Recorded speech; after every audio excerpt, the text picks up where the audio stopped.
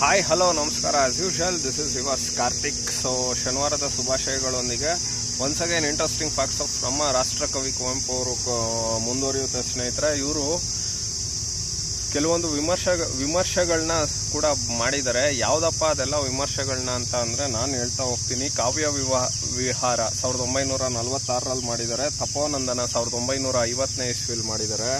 ವಿಭೂತಿ ಪೂಜೆ 53ನೇ ಇಸ್ವಿ 1900. Draupadi Shrimudi 1960. And then Raso Vaisaha 1963. And then ಇತ್ಯಾದಿ 1970. ಸೊ ಒಟ್ಟು 6 ವಿಮರ್ಶೆಗಳನ್ನ ಮಾಡಿದ್ದಾರೆ. ಸೊ ಅಂದರೆ ಅದು ಹೇಗಿರುತ್ತೆ ಏನು ಎತ್ತ. ಸೊ 6 ವಿಮರ್ಶೆಗಳು ಕೂಡ ಭಾಳ ಚೆನ್ನಾಗಿದೆ. ಸೊ ಆ ವಿಮರ್ಶೆಗಳಿಗೆ ತುಂಬ ಒಂದು ಜೀವನ ತುಂಬಿದ್ದಾರೆ ನಮ್ಮ ಕುವೆಂಪು ತಾತ. ಸೊ ಅವ್ರ ಬಗ್ಗೆ ಎಷ್ಟು ಹೇಳಿದ್ರು ಅಷ್ಟೇ. So it is the interesting facts of ನಮ್ಮ ಕುವೆಂಪು ತಾತ. 6 ವಿಮರ್ಶೆಗಳನ್ನ ಮಾಡಿದ್ದಾರೆ.